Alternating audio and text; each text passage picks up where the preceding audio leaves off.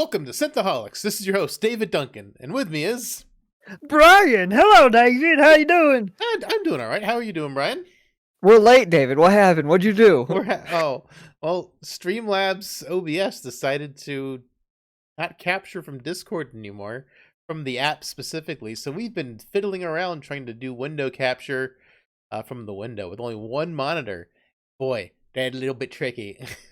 We're still recovering. We're still recovering. We're still recovering. It's gonna be okay though. We're here. We made it. We made it. Even though it was like it's kind of like our fault, but not our fault. Oh, it's not our fault. We didn't make the change to OBS. I feel like they made a mistake. Maybe we're just like doing this at the worst time possible. It's like we're doing it during their maintenance window. Sometimes we're doing it. Sometimes my background doesn't work because their thing doesn't want to do. Sometimes properties doesn't show up. You even replicated the properties not showing up. Maybe this is like when Discord and this is maintenance. Do maintenance. Who knows? And I just run into Saturday afternoons. Technical difficulties with all this lovely maintenance happening. So, speaking of things that aren't recovering, Brian. What is not recovering? I don't know where you're going with this. Who's not recovering? Are you ill? E3. Am I sick? E3 is not recovering. Oh, yeah. E3. Good old E3. The final, I guess the nail in the coffin was Ubisoft. Ubisoft, which I don't even understand why that was the nail in the coffin, because it's not like Ubisoft has anything to show. They have Just Dance. They've got Just Dance. With the new water game, the new Sea of Thieves. Not Sea of Thieves, but it's another like water-based traversal like pirate game. Isn't it the pirate game? Yeah, the pirate. I can't even remember what it's called. It's been in development. It's been in development. Hell, it keeps getting pushed back. They've got the open world Star Wars game, which they probably haven't even started on yet, and so there's no, They got Avatar, which another game we haven't seen gameplay for.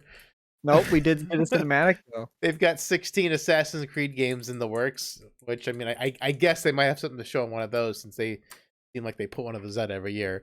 But Sony pulled out of E3 a couple years ago, and then this year Microsoft and Nintendo decided to pull out. But that wasn't the nail in the coffin. Ubisoft somehow Ubisoft one holding them together. Another showing of another Assassin's Creed game is. Now, as far as I know, they're all just going across the street. Like Microsoft is still having a conference during the time E3 would have been. They're just not doing it at E3. Yeah. So I don't know. I feel like I brought this up to you earlier this week. I feel something happened with E3 where some controversy happened. I don't remember what it was. I didn't look it up. But I'm pretty sure something happened. I don't know. Who knows? Maybe I think it's something else. But why all of a sudden nobody wants to go to E3 anymore? I don't know. I couldn't tell you. I knew there was like the booth babe thing like back in the 90s where they like removed them, and then I guess like cosplayers kind of took their place. People who like wanted to be there instead of like were paid to be there, I guess. I don't know exactly how that worked out, but I just remember like E3's kind of been like having its ups and downs for quite a while, actually, it seems like. And it's just been, last couple of years have been rough. And apparently, I think part of it has to do with like their digital format. Like it just isn't flexible enough, and needing people to be in person. Like, after 2020 is just kind of rough, where like, Game Awards, Summer Games Fest, Gamescom, they all have a pretty decent like online portfolio of stuff you can get access to, whereas in view, whereas E3 is kind of like restricted apparently. I don't know. It just seems like E3 is not rolling with the times, and that's contributing to its downfall. And they're done for now. And goodbye, E3. Goodbye, E3. They were dead, and then they came back to life. They got brought back by a necromancer, and then the necromancer was like, this ain't worth it. The necromancer's like, this has got to be a better corpse to bring back someone. There's got to be a better corpse to bring back. I mean, maybe it'll come back as a better digital show. Maybe they'll figure stuff out. It's not. No. It's not coming back, man. They all left. They're doing their own thing now. It's just not. Nope. Sorry, E3 ain't coming back. They're like Bender. Like, everyone's like, we're gonna do our own E3, but with blackjack and hookers. Exactly. That's what they're gonna. That's the new one. They're just gonna make it, have like hookers and prostitutes. Just do it. Stuff. Just do it in Las Vegas. is where I haven't been to E3. Where is E3? Is it in? I thought it was in Las Vegas. No, Is it in one of the hotels? E3's in California. Oh, I knew that. Never mind. Of course it is. I never like. I would only watch like the presentations. I don't know actually know where they were.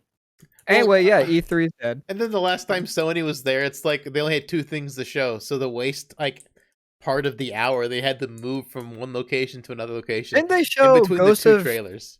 Didn't they show Ghost of Tsushima? Tsushima the last time? I thought it was God of War and then The Last of Us Part 2. Was it? Maybe it was Ghost of Tsushima and then Last. I just remember they either moved, way, all three of those games. They moved to the different place and did Last. Yeah, I remember that too. They were like, "All right, audience, stand up. We're moving over here now. We're going somewhere else to show you a different trailer." It's like, wow, it's an interactive experience. Yeah, it's just a little bit sad because there's been so many like kind of cool things came out of E3 back when the Xbox Series X came out, and they were like, you have to like, have Connect on all the time. It has to be online all the time. Every purchase you make is bound to your console. You can't trade it with your friends. And then Sony made that awesome video. It's like, here's how you trade with your friends. Oh man! Do you ever think that Sony will bring back the PSP, or do you think that ship has sailed? I feel like here's my take. I haven't, okay, see, now we're talking. We've decided that we're gonna do a little bit of just talking about random stuff and a little bit about what our topic is behind here, because our topic behind us is not going to take, but there's not much to say. Our topic's about as thin as this bikini. Exactly. But I feel like Valve is going to take over that like handheld market. That's what I think is going to happen. Over 1 million Steam Decks have been sold. They've been out for a year. A brand new company that's making a console. Well, they're not a brand new company, but it's new to like actually making like a hardcore console and advertising it. I feel like it's going to be hard to beat a Steam Deck, even with PSP, because now you can. I mean, Valve's like advertising that you can just emulate anything you want on it. I don't see Sony making a separate console. If anything, when technology gets more powerful and smaller, I see more people going the Switch route, having a console you can take with you and then plug up to your TV. I think the Switch was smart in that respect. It was not smart by coming out like super underpowered, because it's super showing its age. Yeah, that's true. Well, I mean, it came out in 2016, didn't it? 2017, 2016. Well, yeah, but it's now a number of years old. Well, Nvidia had already released the Tegra 2. That's true. The Tegra it's like when the Switch came out, the Xbox 360 was already more powerful than it. Yeah, Nvidia had a newer chip ready to go, basically, and Nintendo's like, nah, we're gonna go with the old one. Speaking of Nintendo, David, Zelda, the new Zelda. We got some Zelda gameplay. I actually did you get a chance to watch it or no? Didn't care. But it's hard to care. Like, I enjoyed Breath of the Wild. It was a fun open world experience. I just thought like the armor grind had made 0 sense, because you had to kill like a bajillion of those watcher things, the robots with the laser beams, to like get the guardians to get the armor, right? And you have to kill so many of them to craft the armor. And the armor just makes them easier to kill. But I had to kill so many of them to get the pieces for the armor. And I still don't have enough pieces for all the armor. They were trivial to kill. And I'm just like, why do I need these to be easier to kill now? I've like killed so many of them. They're so easy. I don't know. Well, once you put like 200, you have like 200 hours in the game. And you're wondering why everything is easy to kill. I don't have this armor set, but I do have 200 hours in the game, and I have all the strongest gear. I just don't have this armor set. I want this that's armor geared set. towards killing this one thing.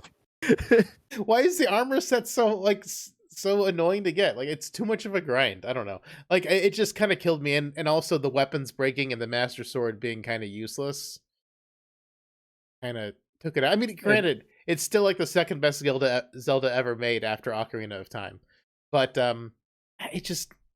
Then not feeling it. I'm not feeling another Zelda where my weapon breaks every 5 seconds. Well, we don't know if that's going to happen yet. It's the same map, so I'm guessing it's probably going to happen. That doesn't mean it has the same mechanics. Oh. Have you played a Nintendo game, Brian? It could be different. I don't know.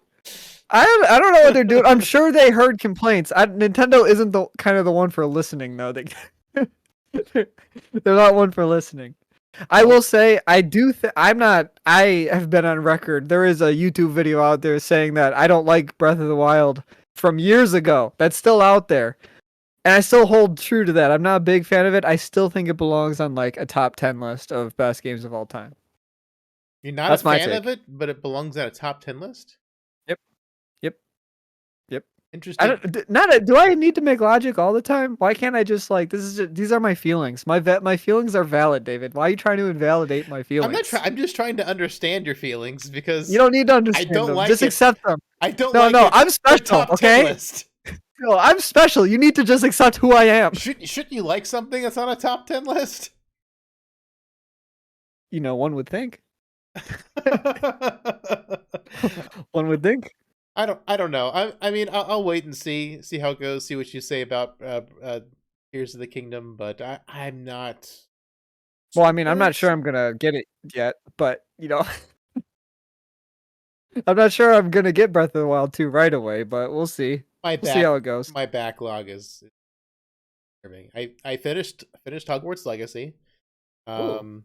I uninstalled it. I'm done with it for now. I've got Steam says I have 60 hours in it. My save file says I had 45. So I would trust Steam. I have a habit of leaving games on. So I think if I'm on the pause menu, it doesn't count time. I would trust Steam. Well, yeah, Steam says it's that many hours. Like, because Steam tracks how long the game has been open, and then it stops when the game has been closed. Well, yeah, but I mean, just because the game's open doesn't mean I'm doing anything. Because sometimes it must be 40 hours of you sitting in the menu, and the game's not counting towards that. Or no, 20 hours sitting in the menu. 20 hours, yeah, 20 hours. Counting it, so that's probably what's going on. Fine. It's a pretty good game. The frame rate issue is still never quite finished. Like, it was fixed. Yeah, that's what I'm time I was done with it. It was better. Not the best. Honestly, like the gameplay is where the gameplay and walking around the world is where the game's at. The story, like, I couldn't care less. Well, you're not like a Harry Potter guy. I saw the movies. I read all the books. I'm fine. Yeah, but you're not like you're like it's fine. It is what it is. There's people that are like obsessed with it. Is that you? I like it. I do like it, but I'm not like I do like Harry. I'm a big fan of Harry Potter, but I'm not like, ride or die. Yeah. Oh, it's not like The Witcher or like Horizon Zero Dawn where I'm invested in the dialogue and what's happening. Yeah. Well, and I guess that's fair. I am more invested in like Horizon stuff more than I am Harry Potter. I like Harry Potter. It's just like, not one of my I wouldn't be it. That's not in my top 10. Well, it's just the fact that earlier when we first spoke about it, I don't like Breath of the Wild. That one's in my top 10. I really do enjoy Harry Potter, but that's not in my top 10. Yeah. Oh, it's just conversations that 15-year-olds have like don't really capture my interest. Why? Inconsequential. Why, David? Why?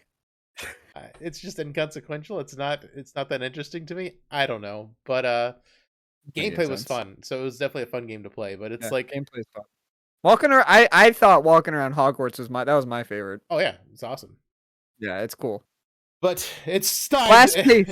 No, I got one more thing, David. I got one more thing. So, David, there is a game that neither one of us play. Neither one of us may have ever played this, but Counter-Strike. Valve is making a new game. It's Counter-Strike 2 because it's the last game they have that isn't a 3. Yes, of course they have. Of course.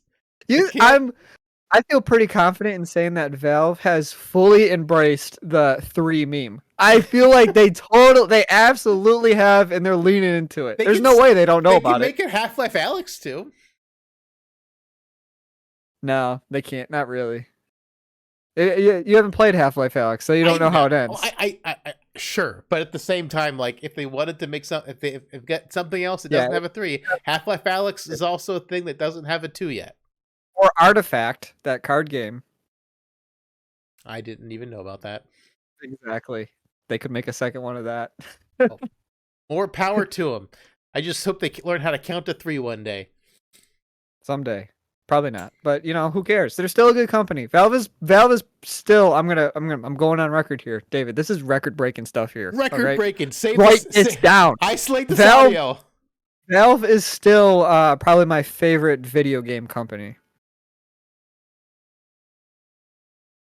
I don't think that's a hot take. I feel like that's a cold take. I feel like that's not like strange. They seem like a good company to work for. They seem like the people there like what they're doing. The culture seems cool. The games they make are good. Most of them.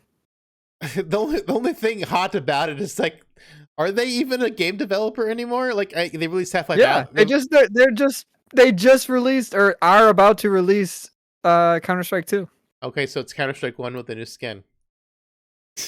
That I don't know. That I don't know. Maybe they updated it to the whatever engine Half-Life Alyx used. Source 3, whatever it is.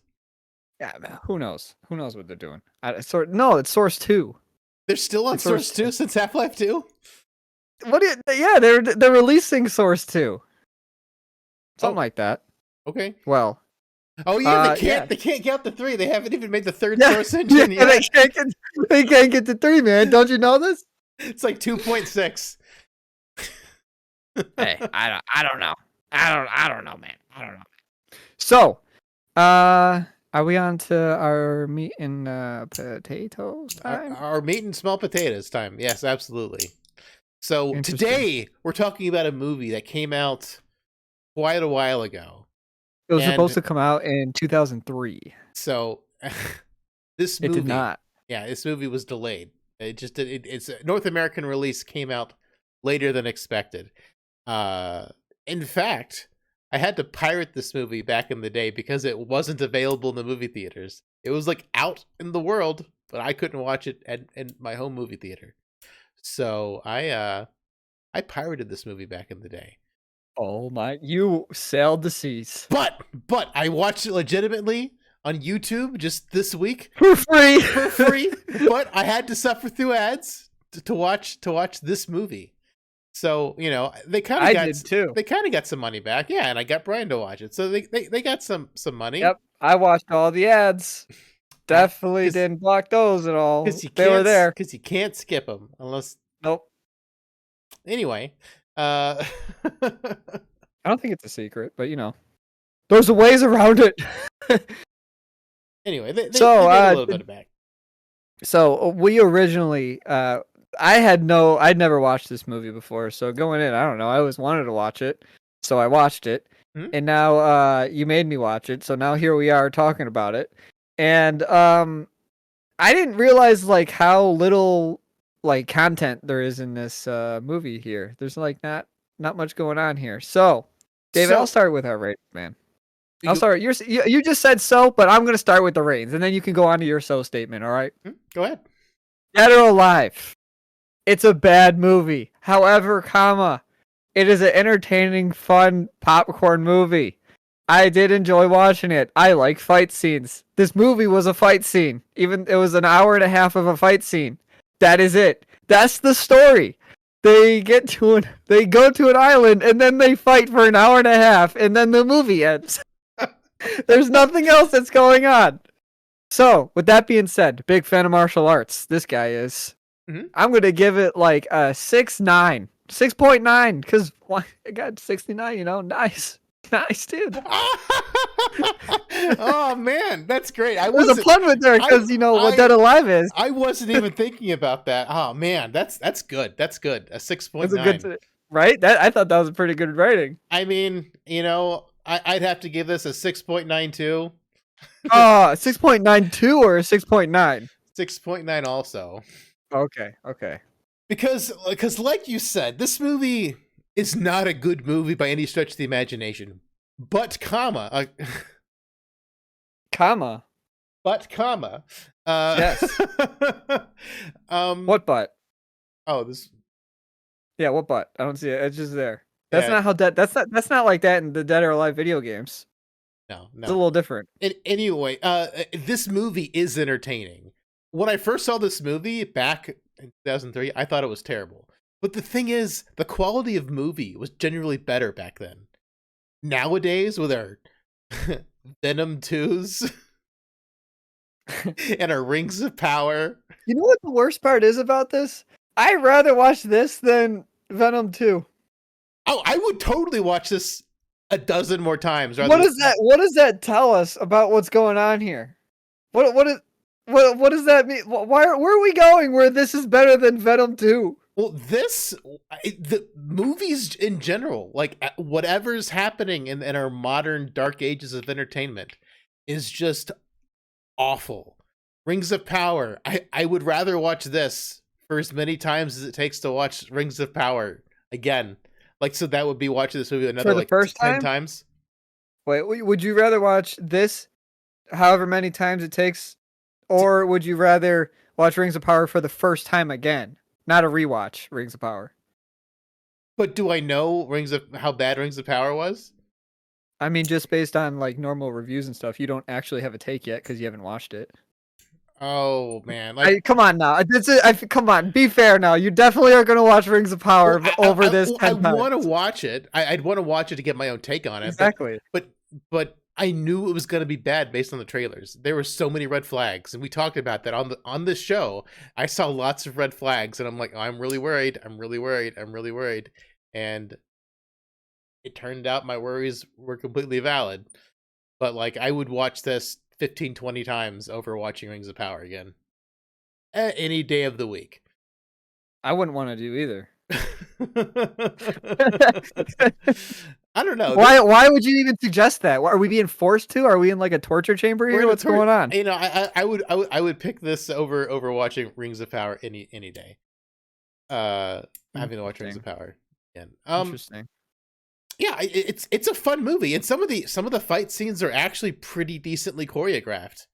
Oh yeah, no, they are. Like, there's some pretty brutal scenes, especially this water scene, like the scene where she grabs and like just like flips her out like a tarp, but onto the ground. Like, that was pretty impressive. I mean, there's no blood or anything. It's very much like it's very a light-hearted type of cool fight scenes. It's very planned, and they use wires to like do like inhuman things where they like will jump really far or do like some flip that doesn't make sense. It's like very Crouching Tiger, Hidden Dragon almost. Like, it's like they took a lot of it's Hong Kong. It's Hong Kong martial arts. They're aiming for Hong Kong martial arts, which those kind of movies don't really exist anymore because people like realistic stuff. But that's what this type of fighting is, and it is good. It is good. Like this, what's happening above me? This is real life. This happens in real life every day. There's people fighting like this. 3 girls versus the guy that is the Marconi guy in Batman. I don't know the name of his actor, but he's in The Dark Knight, and he's like the crime family boss. Yeah, he's Julia Roberts' brother. Why do you know that? What's wrong with you? I know things. I watch stuff and I know things. I watch YouTube videos.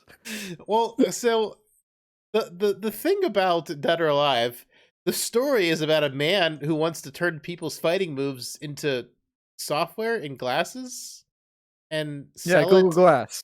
He's making Google Glass. He made Google Glass before Google Glass was cool and then wasn't cool. Yeah, exactly.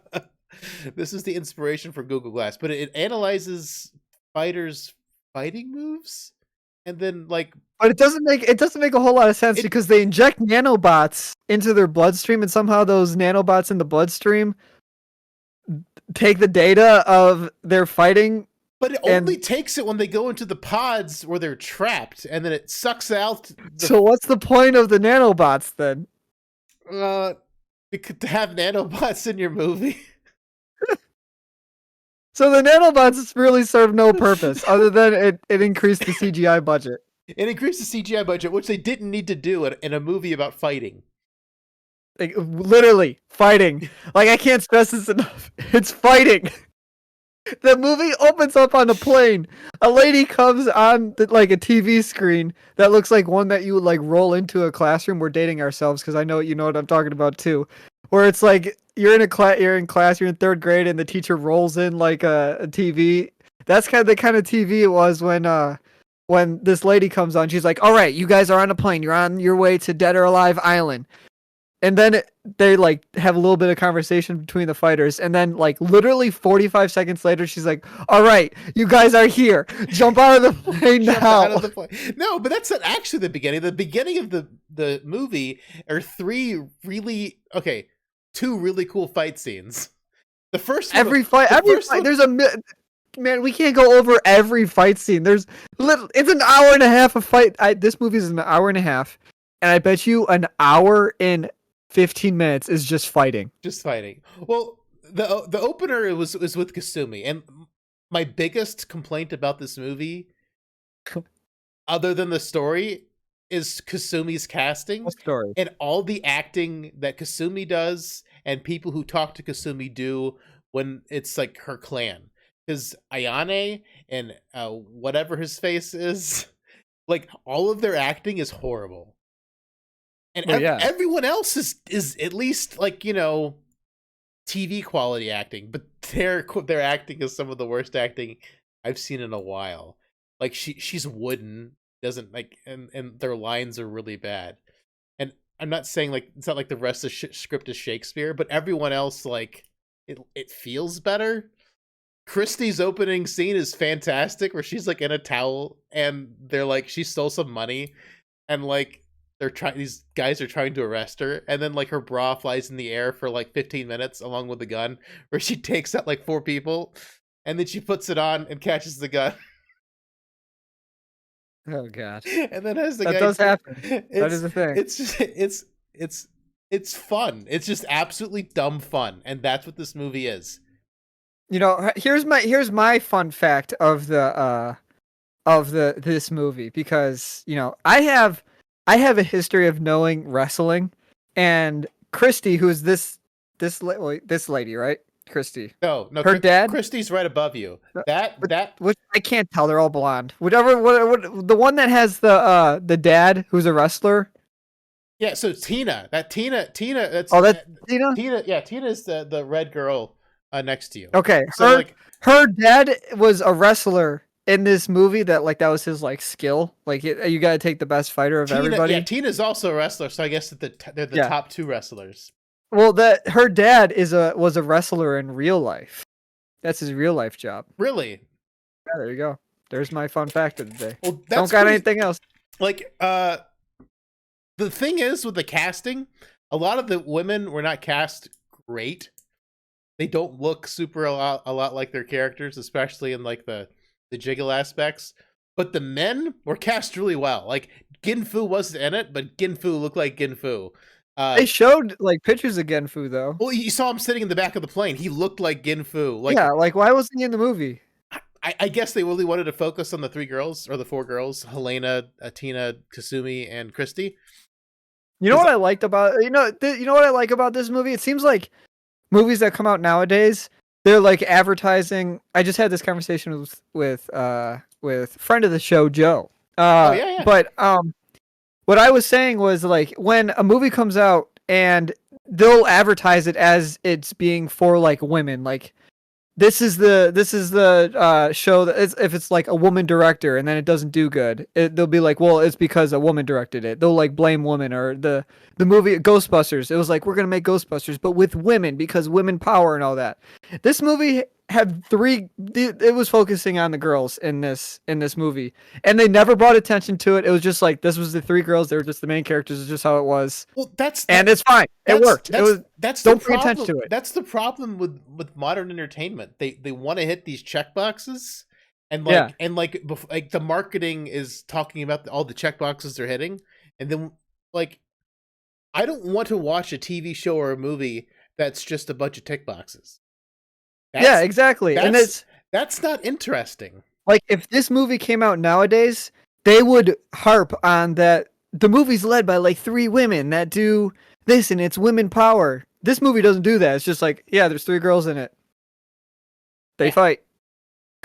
Yeah, and the thing is, and the characterization of Zach was really good. He kind of looked like Zach from the game. He had his stupid little green haircut thing, and he was totally obnoxious, just like he is in the game.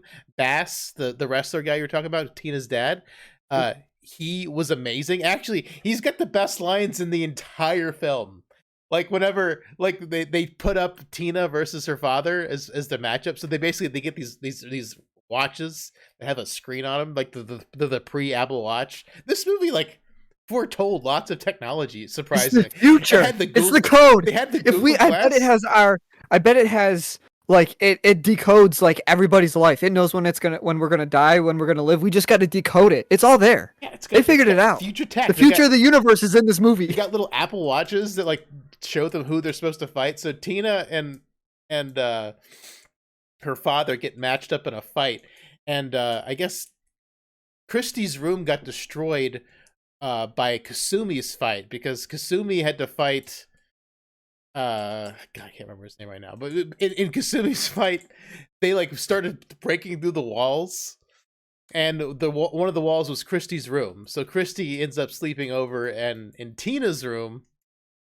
because her room got destroyed, and then they get the call that he's supposed to fight his daughter. So Base comes in and they're sleeping in the same bed. He's like, should I come back later? Oh boy, that does happen. It does happen, and then we're sleeping together. You're sleeping together? No, we're just sleeping. We're just sleeping.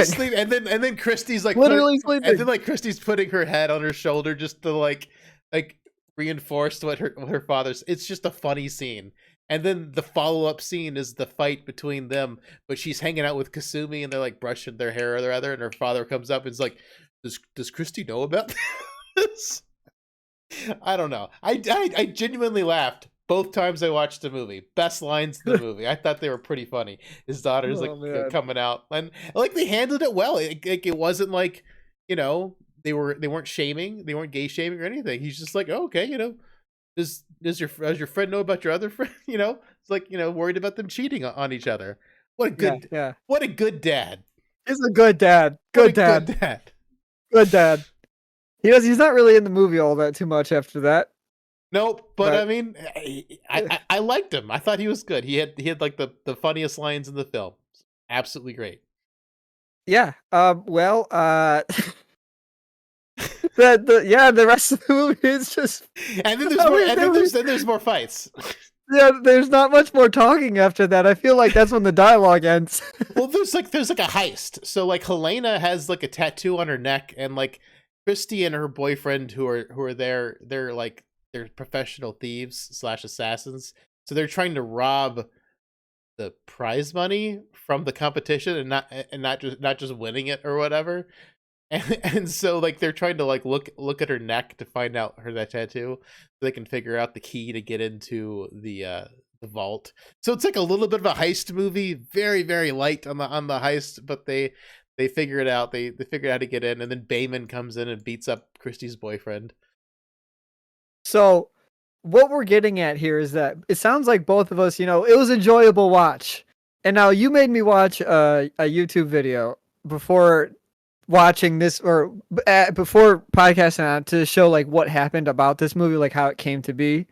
And I want to just point out the director said, because we're enjoying it, we had a good time with it, and the director said, you know, if there was a better producer, better casting, better story, it would have been something special. Well, also the director didn't speak English. They shot this movie. Yeah, no, that's true too. They shot this movie in China with a Chinese rural China, in the middle of nowhere, because to keep it cheaper. And the movie was beautiful. I mean, like the locales, it was a really pretty movie.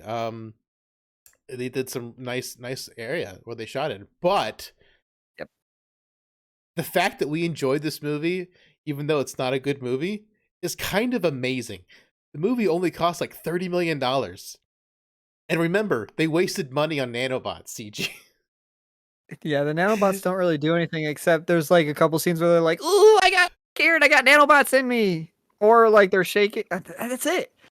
It's just the initial. We need to talk to the director and understand why nanobots are chosen, because they weren't really used at all. They were just put in you, and then that was it. Well, they monitored the fights, I guess, with the nanobots and cameras. Something nanobots, because nanobots are nanobots. But what did the nanobots? They were monitoring the fights. The nanobots helped suck out the fighting power into the glasses when they were put into the chamber that was able to Wi-Fi suck out the nanobots' information. I guess you're I guess the Wi-Fi and the nanobots wasn't very big, so they needed the chamber to like collectively suck you're stretching here. the You're Wi-Fi. definitely stretching. You're trying to figure out something that we don't know the answer to. I'm putting more effort into figuring it out than they did coming up with the idea. Yes. They're just I bet you that they were like, nanobots are in right now. Let's put nanobots in the movie. What purpose do they have? Nanobots are the purpose. Nanobots, because we can say they had nanobots, and like it's they tried to make it like a weird sci-fi twist with like glasses and selling it like some kind of evil scheme. Yeah, he was uploading it to like the rest of the world or something. Well, people who would pay for the technology. No, people were paying for the technology. Oh, okay. Because he captured her Kasumi's brother, Hayate. But it also doesn't make a whole lot of sense. He's like, okay, we have this data, you know how to fight, but what if you're like, 80 years old? As soon as the glasses come off, you don't know how to fight anymore. So I'm like, yeah, but if you're 80 years old and you put those glasses on, you're still not. You might know how to fight, but you still can't do anything. You're 80. Maybe the glasses inject nanobots into you that lets you. Okay, that's definitely not. That's definitely not what happens. Yeah, because when his glasses come off, he can't fight anymore. So I don't really understand. Maybe the glasses control the nanobots that are in you. But you don't have any nanobots in you. Maybe he does. He's been what running about the DOA people for buying years. The technology? What about the people buying it though? If they want to buy the technology, where they just know how to fight, but like, what if you're not strong? Because this guy was like, all right, put my glasses on, now I can do like backflips and stuff. But like, you need like a certain level of like strength and stuff to do this. Yeah. And flexibility. You can't just like put on glass and be like, I can do a triple backflip now. No, I'm gonna die. I know kung fu. Kung fu now. Like a little bit Matrix, a little bit Star Trek with the nanobots, a little bit Apple and Google Glass with the iPhone or the iWatches and the. Without this movie, Google Glass didn't exist. Without this movie, Apple Watch doesn't exist, or iWatch or whatever the heck it's called. Well, that's not. I thought it wouldn't exist. Is that they it wouldn't exist. No, nope. Can't convince. No. Without this movie, Apple Watch and Google Glass wouldn't have existed. 100%. Or nanobots. This movie introduced nanobots. Nanobots. Yeah, nanobots. Yeah, I mean, who knows? Yeah, this movie who knows what would be? No, Star Trek had nanobots before Dead or Alive. Nope. I refuse to believe that. No, it did. It absolutely did. I refuse to. So, this movie was slated to come out in 2003. It didn't come out till 2007. So, it was all that nanobot CGI that they had to take care of. All that make sure that was all nice and squeaky. Those spherical nanobots. Yep, they're just like silver balls. That's a basic primitive shape in most CG programs. Yep. They were waiting for the technology to become primitive first because they couldn't figure out how to use the software. Oh man. Oh, it's just the making of this was kind of interesting. The fact that they're in the middle of nowhere, cannot reach out to modern civilization. They're eating local food that they're not used to, so they all got like stomach issues. Like they all got sick on set. They all got sick. It's just, and as physically demanding as this movie must have been, even though I'm sure they had stunt people doing stuff, and then the director couldn't speak English, so he had to like pantomime out things for them to like kind of get the direction. I don't know. It's like the fact the movie was as enjoyable as it was is kind of a miracle. Yeah. Or is it that modern TV and movies are just so bad that just elevates this movie? Because like, no, I don't think so. I think this was just enjoyable to watch. Yeah. You're reading way too much into it. This was just like, it was just a fun watch. That's just the end of it. I don't know if I am, because I remember not really liking it back in the day, like when I saw it. I mean, it's not good. What do you mean? It's not good. That's still valid. It's still not good. but it was enjoyable. You're watching it for a different reason now. Yeah. You were watching it back in the day, probably when this came out, for like it's video games. I love video games. I'm gonna go watch this, and if it's not good, I hate it because I like video games. But now you're just watching it for like, because why not? It's no pressure, to like it or dislike it. We're just going in to have fun. That's pretty much what we decided on. Yeah. It's just we Different didn't get a chance. Oh, I haven't had a chance to see D&D yet. Brian did get to see D&D last night, I believe. Yes, I did. So that's going to be the topic for next week. But we wanted to do more video game-ish topics, so we started talking about E3 and other video games. And speaking of Dead or Alive, do you play the Dead or Alive games, Brian? No, David, I do not. I don't play fighting games. They're too complicated for me. There's too many things to remember. So also, all the fighting I don't know where you're going with this, but do not say the story is good in any of these fighting games. Oh no, it's not. Okay. It's not. It's just they're a lot of fun. I really like the Dead or Alive games. You play Dead or like there's fighting games where it's like, they're competitive. They're in all the competitive tournaments and everything. And then there's Dead or Alive that's always there. But that's where like the creepy people go because they wear like no clothes. The Dead or Alive characters have like no clothes, and there's like 100 million DLCs for different outfits. There's like a good fighting game is working on like making good combos, making it entertaining to watch. This game D&D or Dead or Alive is a fighting game, is trying to be a fighting game with putting as much like graphic content as possible into it. Well, from what I've heard from people, like that's part of the gameplay. Because if you put on a costume that's distracting to other person, that's part of the gameplay. Exactly my point. Are you being distracting enough? And that's an interesting concept.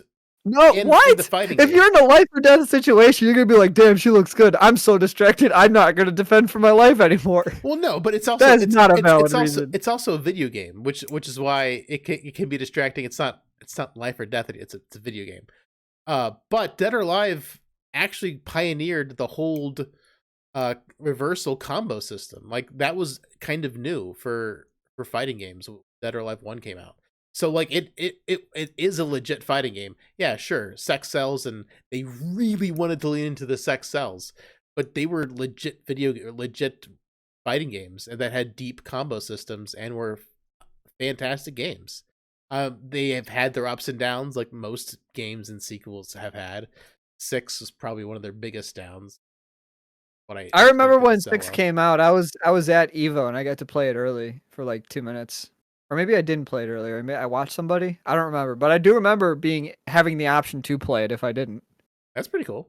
It just did not work out. Like it lost support. They put out a bajillion DLCs for it immediately, and then they just kind of and nobody can afford it. Yeah, you have to be a millionaire to afford the DLC. Like it never goes. I have an eye on it whenever Steam has a sale. Like it pretty much never goes on sale. I'm like, dang it. I wanted this bikini top, but it's $4.99. It's $4.99. I can't justify paying that for a fake bikini. I could probably find a real bikini on Amazon for that much. Yeah, probably.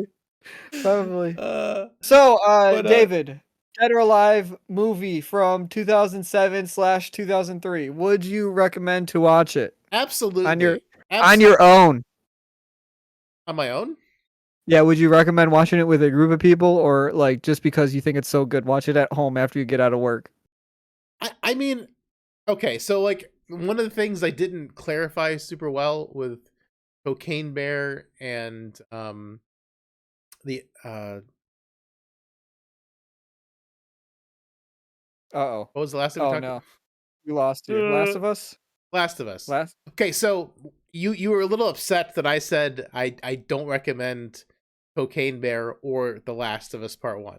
See, why would I wait, hold on. You think I'm disappointed that I don't recommend Cocaine Bear either. Well, you see, you were upset that I said I don't recommend The Last of Us. Well, see, the difference is the difference is I recommend to not see Cocaine Bear. Yeah, I'm on board with that. Okay, so but I don't recommend either way to Last of Us Part 1. Like if you've played the video game, sure, I would recommend it for people who played the video game. For people who haven't played the video game, I don't necessarily recommend it because as someone who didn't play much of the video game, there wasn't a lot for me to latch onto. Yeah. It was fine. It wasn't terrible or great. It was just fine, which is why I don't recommend it. I don't recommend against it or for it. It's just a that's completely neutral. Cocaine Bear, recommend against. This I recommend 4 because it's honestly dumb fun. And this movie, being 90 minutes long, it didn't feel like 90 minutes long. Cocaine Bear, also 90 minutes long, was much like 8 hours. Was a lot like Venom 2. It was an 8-hour shift to watch Cocaine Bear. Cocaine Bear and Venom 2 had that pacing issue where it's just like, oh my god, this is going on forever. And it's only 90 minutes. This movie flew by. It's a lot of dumb fun. Well, it's just fighting. Yeah, I mean, fighting's good, and some of the choreography was pretty dang good. It was. There's a couple good, couple really good moments as far as the fighting goes. As far as my recommendation goes, probably don't watch it by yourself after you get out of work. It's not like that great, but if you're with friends, yeah, this is a watch. Oh yeah. I mean, yeah, if you're throw it on Discord. Everybody, people don't actually get together anymore, so just like join a Discord channel and then just somebody have their share their screen, then just watch it. Yeah, do a hangout because I mean it's fun. It's fun to make fun of, especially Kasumi because her dialogue is so bad. Yes, it's so bad. Like it's other than the story being pretty cringe. Like none of the other actors really make me cringe, but every time as Kasumi's talking to anything Kasumi says, I'm just like, ugh. But yeah, it's pretty rough hearing her talk. But everyone else, solid B acting. Definitely B. Kasumi acting, best of the worst acting. Something like that. Oh boy. Well, email us at synthaholics@yahoo.com because I'm not going to advocate for literally anything else. Just do that. I don't care about comments. I don't care about likes. David cares a lot about likes and comments. I just want an email, man. We need some likes. We need some comments. We need some follows. We need some listens. We need some Synthaholic love. Show us, you love. That's not love. That's data. You are not. Everybody listening, you are nothing but data. We need data to fuel this empire. Yeah, if you like this, share it with your friends. Share out the YouTube channel. And we've got some other stuff coming eventually. We've got Grounded, maybe, and do we? And our top 10. I don't know. Brian. Do we? Brian? Do we? There's probably nobody listening at this point, and nobody makes it this far in the podcast. So this is when we like reveal the secrets. I do have 15 episodes of a Grounded gameplay. That's just we haven't done anything with. Hopefully we'll release our best of 2022 before the end of 2023. It's actually gonna be kind of funny if we release our best of 2022 at the end of 2023. Nobody's done that before. Synthaholics, we're really shocking content. So bad it's shocking. So inconsequential. It's shocking. Hilarious. Everybody would click on the video. Think like it's just a typo if they see it. We're really just talking about 2022. Oh man. All right. Well, what happened? Wait, this is even more deep cut. We did make a video on Smash Your Pass consoles. We did, but the audio is still bad, and even the retake we did still has missing audio, so I wasn't able to like save it. Yeah. So that's another idea that we came up with. Yeah, we were brilliant minds. We were doing a console Smash Your Pass. It took 5 hours to record a 5-minute video due to technical issues and not being able to stop laughing. And it was also late at night, so we were a little bit stir crazy. Man, yeah. We were talking about that gorgeous. I don't think I've laughed so hard since making that video. I don't know. You laughed. I mean, like it wasn't as hard, but when I got you your Yamper mousepad Christmas gift, that was pretty funny. That was pretty funny. Hard laugh. So yeah, Brian and I do cursed gifts exchange. We're gonna elevate them. But yeah, tune in next time where we're gonna talk about D&D. Maybe, I don't know. I think so. Yeah, that's the plan. I plan on seeing it right before we podcast next time, so it'll be fresh in the noggin. Fresh in the mind. In the mind. The mind. The nanobot mind. Oh man, gotta have all the nanobots. Exactly. Anyway, guys, thanks for tuning in. We hope you enjoyed this episode, and thanks for listening. If you've made it this far, give us a like, share us out with all your friends. No, just email. Just send an email. Email. Send an email. All right. Well, may the reversals be with you. Bye-bye. Until next time, guys.